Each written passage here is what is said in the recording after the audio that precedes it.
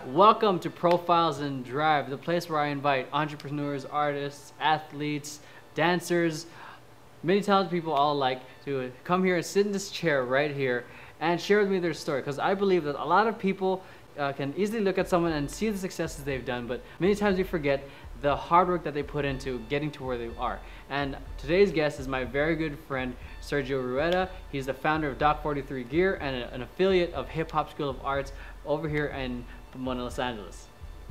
Pomona, Los Angeles. Pomona, California. Pomona, California. Okay. First off, let's go with the usuals. Like, how did you get started? Like, how do we know each other? Things like that. Longtime friend, Lydia. I grew up with her when I was a little kid in elementary. She was also my neighbor for a while. We grew up, became parents, and her daughter that I used to babysit is now your girlfriend. So that's how we met. 3 years ago? Yeah, 3 years ago. I was at a while back. Over at Urban your pad. Jam. Oh yeah, At dang. the Urban Jam in Orange. Dang, I thought the first time we met was over at your pad for, was that Christmas? That's when I saw Lydia again, and then I think you went over to my house around yeah. Christmas time, a couple years ago. Yeah, and then now I've been putting together Profiles and Drive, and he's one of the cool people that I found extremely influential in what he does and throughout the community. And yeah, share us more about that. Like we're rocking the gear right now, Doc43. So tell us a little bit more about that. Okay. Well, this brand is actually, it's been in the making since I want to say the late 80s. Wow. I'm a graffiti artist. I'm a founder of a crew called Second to None, which is still prevalent out there. We still have a lot of members out there. I'm not officially really involved with them as much. I still keep in touch with all of them. I kind of stayed away from the graffiti part. I was more career oriented. I knew what I wanted to become. That was a computer network engineer, which is what I am now. In the process of pursuing that, actually I was pursuing my artwork first, and I knew that in order to excel and to just broaden my horizon in the art world, I wanted to get into computer animation, computer graphics. So I started taking computer school, computer classes. I went into a trade school, and then I started taking classes at community college, and then eventually got an internship at USC, University of Southern California. Nice. And then God just blessed me. Doors were opened up. I got a full-time job there, and they paid for my school. Wow. So I was taking cinema animation at the George Lucas School. Wow. So it was pretty cool. That's nice. Along with that, I've always wanted to start my own clothing brand. I wanted something that had to do with the urban arts, with the graffiti. Yeah. I just didn't know what and how to start it back then, so I was just more focused on my career. Throughout the years, the reason why I went with Doc43 Gear is there's a deeper story than just starting up a brand. This name was actually given to me by a good friend. His name was David. David, my friend Gallo, and we started a crew called Second to None, as I mentioned. David got into a gang. He got shot. He got stabbed. Wow. I was supposed to be with him that night, and I actually kept the name because he gave me this name. I didn't want anything to do with it. I didn't like it, but everywhere I went, they would just everybody knew me as Doc43. I couldn't get away from it. And after he died, I told myself that I was going to do something with this name in honor of him, because he meant a lot to me. He was actually my best friend at the time, and wow. we actually went through some pretty hard times together. One of them, we were actually almost killed, and it's not figurative, it's literal. Wow. We were actually I was about 15, and we were doing our usual tagging. Back in the days, we were tagging on the street. There was a certain area that we knew not to ride in, and we knew that there was a gang around there. We knew the gang, and we knew not to write anywhere on those walls. As soon as we passed, we knew it was safe. Look back, and I see a bunch of guys running towards us, and my friend David decides to be. Now that I think about it, he had ADD. That guy and he was super hyper. But he decides to yell out a gang name, their rival gang. I don't know why he did it, but he did it. And so my friend Gallo and I got away. We took off. We turned around as we were running, and there was a car right in front of us full of guys from that gang, and they got David. Wow. So as Gallo and I took off, we stopped, and both of us, Gallo and I, we looked at each other and we didn't say a word. We just knew we had to go back for our friend, and we knew the consequences because the gang that my friend yelled out is their rival gang had just killed one of their guys a week before. Wow. So we knew that if we didn't go back, they were going to kill him, or they were going to do something pretty bad. And you know, not to sound like a hero or anything, or sound like I'm this super cool guy or my friend Gal. It was just, we were so close. It was like brothers. It's like, you know, we got to go back, and if we're going to get hurt, we can't just leave him. Yeah. Because I couldn't live with the fact that we left him and then something happened to him. So yeah, we went back, and they jumped us, they beat us up, and they actually dragged us. And I just think, you know, the grace of God. One of the guys in the gang recognized my friend Gallo, and he says, you know what, I recognize him, and I don't think he's a gangster. I think he's a graffiti artist. And that guy who was beating us up convinced his gang members that we were just graffiti artists, and they dragged us to where we wrote the name, and we wrote Doc makes signs, second to none art crew. And if it wasn't for that, they said they would have killed us. Wow. So that's where we get the word protected. Wow. Because growing up in the streets, even though graffiti is a street element, it kept me from the streets. Yeah. It kept me focused on my art. So that's pretty much the roots of this brand. That is pretty crazy. Yeah, I just knew from what I saw, and like based on the growth of your company, and I had actually always wondered what Doc43 meant, like why the number 43, why Doc, and this one here, like where the concept of protected came from, and right. That's a pretty intense story, yeah. so to speak. And not everybody, you know, to sit down and talk about it, not everybody's receptive. They just want to know the nits and gritty of it. What does that mean, Doc43? And they don't want to go any further. So I'm glad you're giving me this opportunity to explain that, because I think, you know, my goal is when I started the brand, I wanted to have something with substance, something that means something. Yeah. Because it's easy to just start a brand and just throw it out there and then it becomes nothing. I want something that's rooted. I want something that has substance and that it means something, not only to the people but to me. Wow. And it helps me push it even further. That's freaking cool, man. That took my understanding of your brand to a whole new level, man. How do we get sponsored? That's cool. Yeah. Hey, we'll talk about that. Dang, that covered a whole bunch of questions that I had in my head already, man. I can just expand a little more too. You know, the focus, our main focus is we want to put something out there that's positive. Yeah. We use protected, but we also use I am pro. Why I am pro? Pro at what? You can be whatever you want to be. You want to be an artist, you want to be a carpenter, you want to be a mechanic, be pro. You're a professional, whatever you want to be. We want to push progression, you know, just progress and, you know, just, you know, something that's positive tight for the kids. Yeah.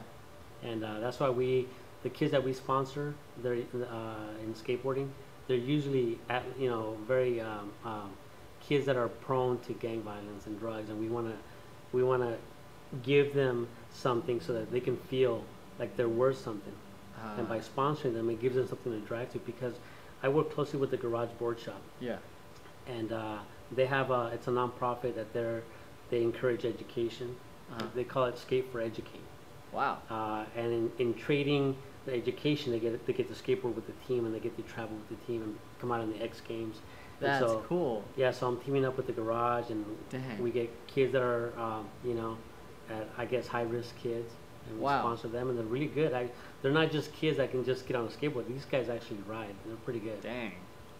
So yeah, I wish I knew about these types of programs. I knew existed when I was young, because in middle school I was a huge into skating, but me and my friends, we came up with our own crew called the Chaos Skaters, and we stood for the name. It was just like we were just reckless kids, because we felt like no one really cared. Right. And we were just, we had that I don't give a fuck mentality, and it's I guess we felt like people, I know for me that like people were just, I was just trying to hide people, trying to protect myself from people's judgments, people just talking smack to me, and yeah, to empower people through that, and especially the youth, that's huge. Yeah. I think, and especially since I don't know how long ago it was, but since I believe Los Angeles, like their budget cuts in terms of the arts education. Yeah. I was involved with Culture Shock when I helped out with going to inner city kids and just going to doing dance demos and helping them out, because they took that out. They took arts education out, and I believe that's like the hugest one. Aside from sports, I believe arts is one of the best ways of getting that outlet. Right. Yeah, and if people just understood, I think, if people were to put emphasis on art, I think a lot of these meditation places would go out of business, because it's so therapeutic. Yeah. To me, I love nothing more than waking up on a Saturday morning, early, get my coffee, and just draw, and I just put my headphones on and then just escape.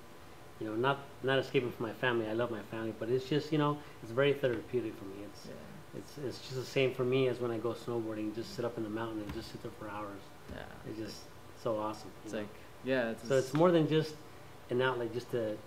It's very therapeutic, and like you said, it lets out the young kids express themselves. Yeah, and I think that's one thing too, is that arts is therapeutic, and I feel like we're in a culture that says like you got to get the good grades, you got to focus on that. That's great and all, but it's like, how do we deal with the tough emotions when we go out into the real world? Right. How do we prevent another shooting at another school? How do we do that? And I feel like if we have that outlet, that like art and skating and these types of programs, and put more, like I'd say, money into it, I think there'd be a lot of less violence in schools, I believe. Right, I believe that too. I think like you just said it. What I do with the Garage Workshop and at the Hip Hop School of Arts is that I mentor kids, and what I've noticed is that usually it's the ones that aren't doing good in school, but they want to draw. Yeah. So, hey, that kept me out of trouble. The arts. This is one of the reasons also why I used Protected It, because it kept me out of trouble, and if it did it for me, it could do it for other kids too. Dang. And there's a lot of artists that I know that are very successful, that have clothing brands, and they're able to. They were good entrepreneurs, and they were able to use their skill and do something positive. So, yeah, if you guys want to do art, you guys can make a career out of it. Yeah, you do it right. Oh man, that's what I hated.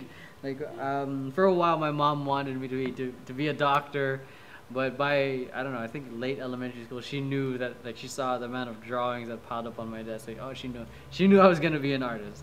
Yeah. And so, how do you balance your career, your family, and working at like mentoring, and your clothing company? That's one thing I wish I had more of his time, and I'm sure all of us can confirm that. But I don't know. I just I thank God for a lot of things. One is my job. Yeah. As a computer network engineer for a big telecommunications company. For the past 13 years, I've been able to work from home. Oh. So because what I do, I don't need to be anywhere. It's all logical and all the routing and stuff on the internet. So I can do that from home, and that's a blessing, because gas prices, I don't have to worry about that. Man, yeah. But most important, I got to see my daughters grow up. Yeah. My daughters, I've always been there. I've rarely, I think a couple times I had to go into an office, but for the most part, when they get home from school, I'm there. Yeah. I see them off to school, and I'm there, and they know that. So I think it's very important. And then when it comes to my job, it's 8 to 5, but it's so demanding. I work late at night. After this interview, I got to go and work all night. Wow. We're doing a major project. And then I just make time.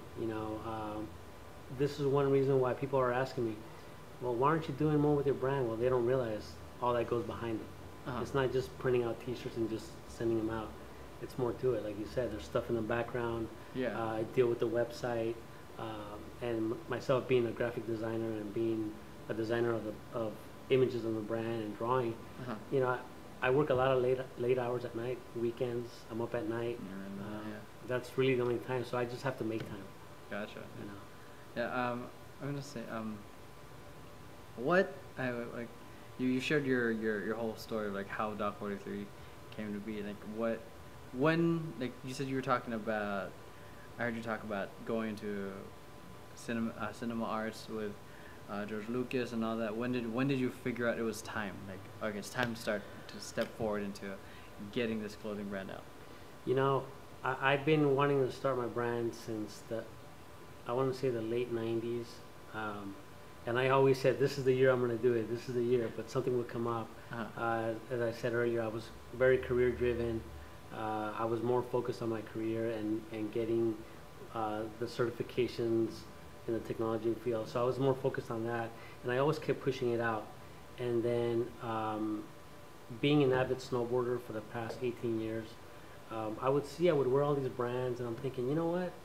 I think my brand can stand up just to these same brands. I mean, they look just as cool, and you know, not that the other brands don't mean anything, but a lot of them don't have any substance. It's just that they're pushing it, they're doing it the right way. And I figured, you know what? Around 2005, I said, you know, I think I'm going to start doing it. Wow. And I redefined my logo, this one right here. I had different variations of it, and that I finally settled with that in 2005, and then I registered it, and I just so around 2008, 2009 is when I said, that's it. I'm starting it. I don't care how long it takes, and whatever spare time I have, I'm gonna put it on this, and that's what I've been doing ever since. That's tight. So yeah, I feel you. Like it's one of those things. It's so easy to like put it off on the side and just but eventually it's like you get to a point like it's now or never, right? So it's like exactly. I'm not getting any younger, so I gotta do it now. Yeah. What was your first step exactly? Like you got the logo down, like when you decided, you said like 05 you wanted, and 08 was when you. It was 05 when I had the logo, and I wasn't on Facebook yet. I wasn't on MySpace. I've never been a social guy until I realized I have to do it. Yeah. But I showed it to a few people, and they liked it. I didn't tell them what it meant. I just said, hey, do you like this logo? And the first thing they said, oh, it's a transformer. Yeah. Which is pretty cool. That means they can relate to something that people like. Yeah. So, but it wasn't until 2008 that I started showing it around to kids. Yeah. I would just walk around in the mall and say, hey, what do you think of this logo? And, oh, you know, pretty cool. What is it? I'll just say, oh, it's just a logo.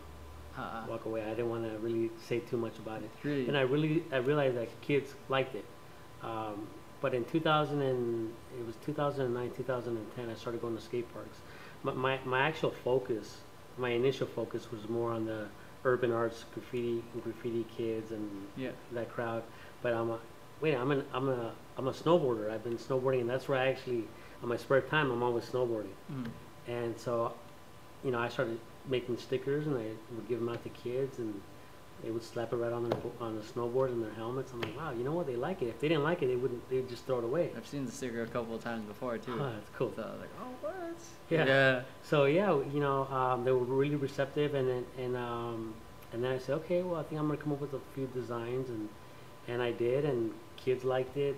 Of course, a lot of kids like stuff that's free, anyways. Yeah. But you know, they really would wear it. They would be kind of proud, like, hey, this is cool. And slowly started coming up with more designs, and you know, it's pretty much how it started. Wow, that's pretty cool. And do you do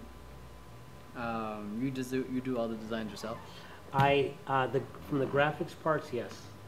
But I have a couple of teammates that they'll drop sketches, they'll have ideas, and then we'll kind of talk about it and see which one's cool or which one would look good, and then I vectorize it. So I'm pretty much the solo graphic artist in the team right now. Oh wow! So you're the illustrator? Yeah. Nice. Adobe nerds. Yeah. Thanks. So I'd say like, what were the bumps in the road and getting this really going? Man, you know, the bumps in the road, gosh, there's so many. I've approached skate shops, see if they want to carry my brand, and you know, it doesn't matter how it looks to them. If it's not doing anything, then they really don't care about it. Even if it looks cool, they'll just say, you know what, we only pick name brands. So getting through that, it's kind of hard at first, but then you realize, wait a minute, you know, I understand that it's their business, and that's cool. I have to think. I can't take it personal. But so those have been the stumbling blocks, you know. But I was able to get it into a few shops. I had a shop in New Mexico that had it. They liked it, but it was so hard to manage because it was so far away. Yeah. So I had to pull it out, even though it was selling, but I couldn't to send merchandise and send stuff back. It was costing me too much. So I figured I need to focus in LA, and in Mammoth. I had it up in Mammoth for a while, and there's actually a skate shop that I just spoke to that they want me to carry the brand up there. Wow. So things, you know, I think people are very skeptical when they see something new, regardless true. of how it looks. That's true. And then when they see it doing something, they see movement, then they're more open to it, Yeah. or more receptive to it. Yeah. Yeah, it kind of reminded me of how I thought of Twitter when it first came out. I thought it was the stupidest thing ever. And then that's how Right. popular it got. Then now I have a Twitter. Right. So, Right. yeah, that's like what. I mean, did you ever have moments where you just felt like this is pointless? Like, cause you said you're career oriented and this is something you've been wanting to do. Did you ever? Cause for me, I started up my dance crew fan biz, and it took me forever just to get it to where it is now. Where it's like we're like 40 dancers, like, and I don't have to worry about it. But the first 3 years, I was like, I'd find myself in front of we'd rehearse in the parking lot of a church, and I'd be sitting there by myself waiting for people to come. And there's moments like that where I'd find myself, damn, like, should I even keep going? Right. I can't lie. Yes, there have been. There's times where I stay up late at night thinking, you know, is it really worth it? But and then I look at my daughters, I look at my wife, and I say, you know, it's not just for me that I'm doing this. It's not just for it's for my family. Mm-hmm. Working in a being in a corporate environment, pretty much my entire career, I'm just a number, and I need something to fall back on. If it takes off, or if it doesn't, I'll never know if I don't try. Yeah. I just know that I gotta give it my all.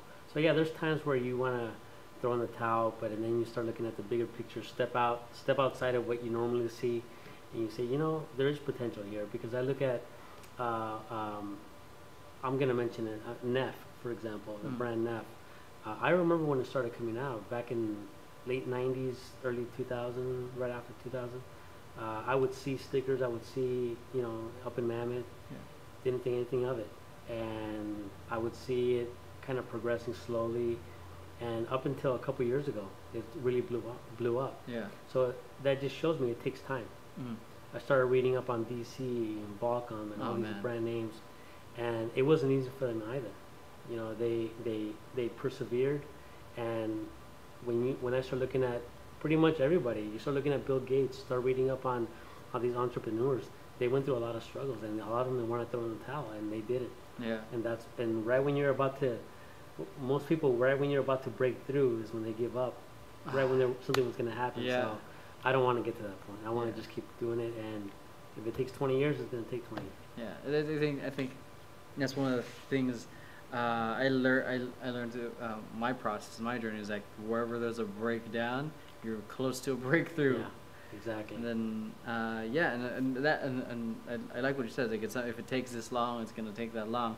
And I've had that question for myself too. It's like some people, if I don't make it from here to an X amount of time, I'm gonna move on to the next project. Which is, I think, it's just good because it's a one way to handle time. But it's one of those things. It's like, if you really enjoy and love it, you'll do whatever it takes, no matter how long it takes. No matter how long, and you got to do it on your terms, because if you start worrying about how others are doing certain things, you know what? Next month they may not be there, and I've seen that. Yeah. I've seen some brands start up and they're gone. You know, so that's because they pushed it all at once. Yeah. Instead of, you know, methodically going through and, you know, and doing things at their pace instead of somebody else's. Yeah. What was like your method, like, in terms of like actually, let's go with that. What's your method of like going from design to production to marketing, whatever? What's that look like? Right now, you know, the marketing is minimal. It's mainly on social media. When I come up with a design, I usually, you know, obviously I draw it out, vectorize it, and usually have 4 or 5 designs, and then my team, we kind of look at them and see which one is good for now. We want to print all of them, but obviously it's not an efficient way to do it, right? Yeah. And then we usually, I usually put it out on Facebook, you know, to the young kids. I go to the skate parks and I go, hey, which design would you guys wear? I don't tell them anything. I don't tell them that I'm the owner. I just say, hey, what do you guys think about this? What do you guys like this? And hey, we like that one. Okay, cool. Like this design is really sticking. Yeah. Even though this is the logo, Yeah. this is the other. I love that design. Yeah. See, and this one just came out because I'm thinking, you know, this says Doc, but not everybody knows that. Yeah. Which is cool because that's the way I want it. I want it to be kind of, you know, Subliminal. Yeah, subliminal, but I also wanted one that you can look at it and you know exactly what it says. Yeah. I mean, that's what I said. Like when I just started checking out your stuff, I was like, wow, that like I'm loving like that. I love that design. Like Yeah, right off the and bat. I've noticed that all the skaters like this. Yeah.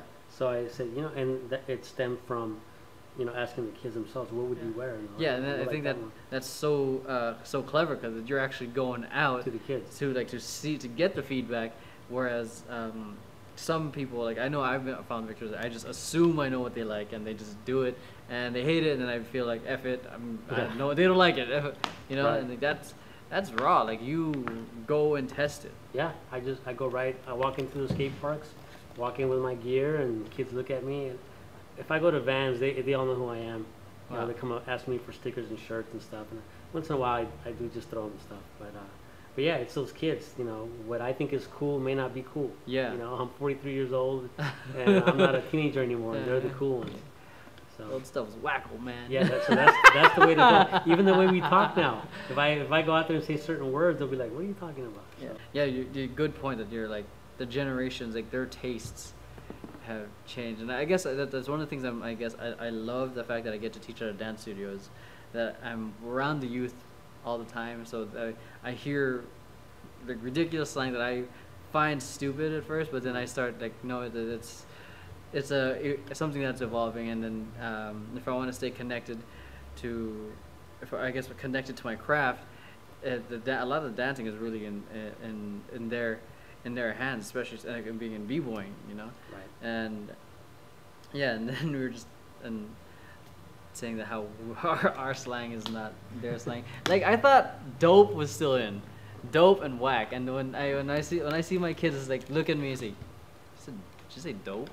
I'm like, yeah, you guys don't use that? Like, no, we don't ever use that. I'm wow, I didn't know that. I know that they don't use whack. Yeah, it's like I think some still use it, but like I don't know. Like I just had that awkward moment where a couple kids just looked at me weird. I'm like, yeah. oh my god. I know we're getting older. I'm not. I'm not like, and most people don't consider me old, but teenagers consider me old because I'm 25. Yeah, So I'm not, and yeah, I'm young. So, but dang. So, what I say, like, in your journey, like, so far, like I'd say what's like two things, like what's your like hugest success and one's your worst, like dang, I wish I didn't do that, or like sort of like that could turn out better. Like, you mean career wise, or just with the brand? Or in terms of just my life. I'd say both. Yeah, like. Well, you know, in my career, I've had a lot of successes. I don't necessarily want to say failures. I think in my career as a computer network engineer, I've accomplished what I wanted to. I think right now, I love what I do, but I know that I can't do it forever. Yeah. I don't want to do it forever. You know, even though I love it, it's my livelihood. It pays. It allows me to start my brand. Yeah. What I want to do is actually just live off of my brand. That's my goal. Mm-hmm. My failures in this, I don't think I have any right now. I think my only failure would be if I just stop. Yeah. You know, there's gonna be stumbling blocks. There's gonna be roadblocks. There's gonna be obstacles. You just gotta get through them. Yeah. You know, I don't know. I think right now the brand's being very received well by the young kids. Yeah. They want to wear it, and what I want to do is put it out there for the masses to wear. You know, and it's not just. Of course, I want to have making my livelihood out of this. You know, I want this to be my livelihood, but I want to give back to the community. Yeah.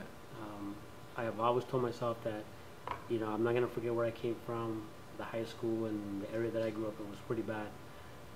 I want to be able to give back.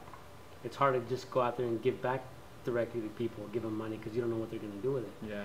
One way is like what I'm doing with the Garage Board Shop is you're mentoring kids, and what I'm doing with the Hip Hop School of Arts, you're mentoring these kids that are at risk. Yeah. I think giving back that way, there's a lot of businesses, a lot of brands that give back to the community by building skate parks. Yeah. You know, I'm an avid snowboarder. I want to take kids from the inner city that have never been to the snow. Wow. I think I was 20 years old when I first went to the snow. Wow. And there's a lot of kids that have never been there, and it's right here. Yeah, it's like 60 miles away. Yeah. I want to be able to give back and take those kids that would never do it, just take them up there. Yeah. You know, so That's tight. It's like I think that's one of the hugest things that as I guess in the journey of in our journeys is the ability to give back. Because it's one thing. Because I forgot who said it. Is this like, if you want to be successful, help others succeed in their own dreams. Yep. So then I'm a huge believer in that. And then yeah, dude. And I think that's crazy too. It's like that I think we're so blessed to be here and like in the LA area that we get to be snow city, go to the beach, and like, all in one day. Yeah, and I've done that. Yeah. Pretty cool. I did it one time. I said, you know, I actually snowboarded in 2 mountains. I went up to Mammoth on the way back, stopped by Mountain High, Wow. a couple runs. I used to have season passes on both, so I've never did that. So I go, I'm gonna try it. And then a couple of times I've Mountain High and then gone to the beach. It's pretty cool. That is cool. You can look back and say I was up there. You know. Like yeah, I was there a few hours ago. Yeah. Pretty Yeah, cool. and, I mean, and I'd say, in terms of your brand, where do you see it going now? I want it to go mainstream. Yeah. But at the same time, I want to keep it where I think it's more important. What I mean by that is, if I were to start, if I were to get big enough to get an actual building, I would put it right in the smack middle of LA. Yeah, that'd be cool. You know, that would be the ultimate goal to do that. Sometimes you got to go out to come back in. Yeah. Know? But I would like to keep it, you know, where I can hire people and give jobs to people locally, people that need it. Yeah. You know. Yeah, especially since it's tough for some people to get work right now. Yeah. Yeah. Exactly. You see all these brands that, you know, of course it's all they got to be financially wise. They go to the suburbs and they start businesses out there. They have their warehouses out there, and it's cool for the people out there. Yeah. But the people out here are the ones that are buying that stuff. Yeah. And what would you tell yourself, like you now, what would you tell yourself of the you, I'd say, 10, 20 years ago? Like the one piece of advice. don't procrastinate. And I feel that even though I've been busy in many things, I have procrastinated on certain things. Uh-huh. Not just with the brand, but with my art and certain things that I wanted to do. And so that's what I would tell myself. Oh, I think that's can be a common theme among artists. Yeah. So what are you doing now? Like in terms of your brand, with your company, or your family? What are you doing now? Well, right now I'm working a lot with my normal job. I spend a lot of time with my family. Whenever I'm not working, I'm with my family. That's second. Well, actually they're first, but I'm like, It's like your second, like when I'm working, boom. Yeah, when I'm not working, back to my family. Yeah. And then this is third. Nice. So, and I have this and my art kind of go hand in hand, because when I do something, I'm gonna use my art to promote this and vice versa. Ah, yeah. So it's always gonna be like with you in terms of Exactly. art. It's like your exactly. if it was a friend, it would be with you, like your partner. Right. Yeah. Exactly. And I mean, you talked about your helping mentoring and helping out with Hip Hop School of Arts and at Garage Skateboards. Is that right? Garage Board Shop. Garage Board Shop. And like, what's it like? what's it like being a mentor? Like, You know, it's awesome. I think it depends on, like, for example, me, you know, when I started sponsoring kids, the first few kids that I sponsored, and we had other guys in New Mexico, but the kids in Southern California, the first few kids, they're very nice kids, very good skaters, but they have everything. What I mean by that is, not that it's a put down, but they don't really appreciate it. They want things done now. You give them a couple of shirts, one day, the next day they want more. They want a different. I'm thinking, wait a minute, you know, you don't understand. They just want the gimme, gimme, gimme, and they have that mentality of instant gratification. yeah, What I've noticed with these kids that actually are at risk, like kids at the garage workshop, these guys, they can ride. They're nice kids. The only difference between them and the other kids, the other kids that I sponsor, is that these kids, they have broken homes. You know, they're good. They're really good kids, but they don't have a good foundation at home, and their only escape is skateboarding. The kids that I know right now. And when I go by and I take pictures of them, and I take pictures and I put them up on Facebook, and they look like professional shots, like that would come out on a skateboard magazine. Yeah, they're like, wow, they thank me so much. They send me messages, and they really appreciate it. They really grasp the what we're doing for them. wow. And that, when I get that thank you, that to me is enough. I mean, I know it's kind of cliche, but it really is. I mean, when I see these kids and they come up to me and they appreciate me and they thank me, Yeah, and these are kids that society considers street kids, yeah, and they're more polite than the kids that have everything else. yeah, So it, to me, it's very gratifying. That's why initially I didn't want anything to do, well, I shouldn't say it that way. When I first heard of the garage shop, for example, in East LA, that was like, no, I don't need to go there. I need to go out where the skaters are. You know, Venice Beach, suburbs, that's where the kids are. yeah, Not East LA, but when I came here, I'm like, wait a minute, these are the real good kids, because they're riding on concrete with cracks on the ground, and they ride anything. yeah. And when they go to a skate park, to them it's a piece of cake, because everything's so nice and smooth, and Huh. you know. So, anyways, these kids really appreciate it, and they really, you know, see what you're doing for them, and they really appreciate it, That's cool. and they need that, you know, that push, that help. So, Man. Should have met you back then. yeah, I wish I had someone like that back then too. So. Yeah, and it's good that we're like that you're doing that, especially. I mean, who knows where some of them may be at, and Yeah. I've seen some of these shots. They're pretty freaking good. I'm like, dang, he's like legit, like pro skaters than what your other kids. Yeah, these kids are actually one of the rewards for winning competitions. They're going to be riding at the X Games. Whoa. So could you imagine these kids from East LA? They, you know, they're going to be riding and demoing the skate park at the X Games. That's pretty cool. Dang, that I would have like done anything to be on X Games. Like that was like when I was younger, that was the dream. Right. And then values changed, and now I'm here. Now I want to help share your story and inspire others. And that's like, I'm like imagining how that would feel. Like I'm like getting excited just thinking like that moment. Like, dang, like, from the streets to here to X Games. Yeah, that's pretty cool. Man, and that is cool. How about the Hip Hop School of Arts? Like, what are you doing and working with them? You know, I used to breakdance, man. I was a b-boy. That's right. I was a b-boy, and then I became I was actually a b-boy and graffiti artist, and I was actually a pretty good b-boy.